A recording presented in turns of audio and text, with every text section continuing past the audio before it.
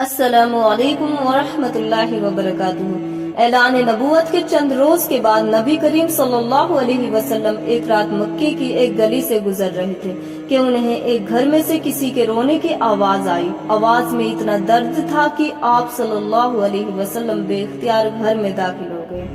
دیکھا کہ ایک نوجوان جو کہ حبشی معلوم ہوتا ہے چکی پیس رہا ہے اور زاروں قطار رو رہا ہے۔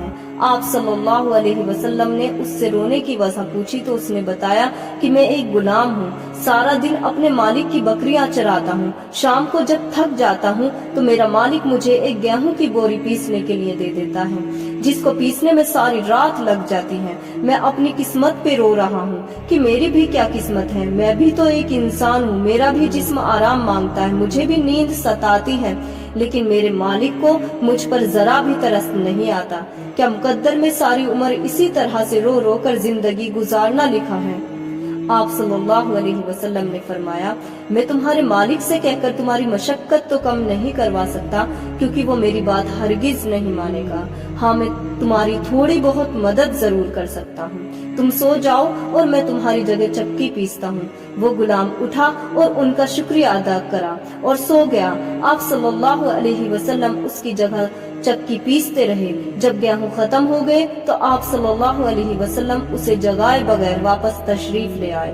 دوسرے دن آپ صلی اللہ علیہ وسلم وہاں تشریف لے گئے اور اس غلام کو سلا کر اس کی جگہ چکی پیستے رہے۔ تیسرے دن بھی یہی ماجرا ہوا۔ آپ صلی اللہ علیہ وسلم اس غلام کی جگہ پر ساری رات چکی پیستے رہے اور صبح خاموشی سے اپنے گھر تشریف لے آتے۔ چوتھی رات جب آپ وہاں گئے تو اس غلام نے کہا، اے اللہ کے بندے، آپ کون ہیں اور میرا اتنا خیال کیوں کرتے ہیں؟ ہم غلاموں سے نہ تو کسی کو کوئی ڈر ہوتا ہے اور نہ ہی کوئی فائدہ، تو پھر آپ یہ سب کس لیے کر رہے ہیں؟ آپ صلی اللہ علیہ وسلم نے فرمایا، یہ سب کچھ انسانی ہمدردی کے تحت کر رہا ہوں، اس کے علاوہ مجھے تم سے کوئی غرض نہیں ہے۔ اس غلام نے کہا کہ آپ کون ہیں؟ نبی کریم صلی اللہ علیہ وسلم نے فرمایا، کیا تمہیں معلوم ہے کہ مکہ کے ایک شخص نے نبوت کا دعویٰ کیا ہے؟ اس غلام نے کہا، ہاں، میں نے سنا ہے کہ ایک شخص جس کا نام محمد ہے اور اپنے آپ کو اللہ کا نبی کہتا ہے۔ آپ صلی اللہ علیہ وسلم نے فرمایا کہ میں وہی محمد ہوں۔ یہ سن کر اس غلام نے کہا کہ اگر آپ وہ نبی ہیں تو مجھے اپنا کلمہ پڑھائیے، کیونکہ اتنا شفیق اور مہربان کوئی نبی ہی ہو سکتا ہے جو غلاموں کا اس قدر خیال رکھے۔ آپ صلی اللہ علیہ وسلم نے انہیں کلمہ پڑھا کر مسلمان کر دیا۔ پھر دنیا نے دیکھا کہ اس غلام نے کتنی تکلیفیں اور مشقتیں برداشت کی، لیکن دامن مصطفیٰ نہ چھوڑا۔ انہیں جان دینا تو گوارا تھا، لیکن اتنے شفیق اور مہربان نبی کا ساتھ چھوڑنا گوارا نہیں تھا۔ آج دنیا انہیں بلال حبشی رضی اللہ عنہ کے نام سے جانتی ہے۔ امیہ بن خلف کو جلدی ہی یہ خبر مل گئی تھی کہ ان کا غلام بلال نبی کریم صلی اللہ علیہ وسلم کا غلام بن گیا ہے اور اس کا شمار آپ کے ساتھیوں میں ہوتا ہے۔ امیہ نے سیدنا حضرت بلال حبشی پر ظلم و ستم کے پہاڑ گرانا شروع کر دیے۔ ہرا کی یہ زمین اپنی گرمی کی وجہ سے بہت مشہور تھی، جو دھوپ میں تانبے کی طرح گرم ہو جاتی تھی۔ امیہ حضرت بلال کو تانبے کی زمین پر لیٹاتا اور آپ کے سینے پر بھاری بھاری پتھر رکھ کر آپ کو دہکتے ہوئے انگاروں پر لیٹا دیتا۔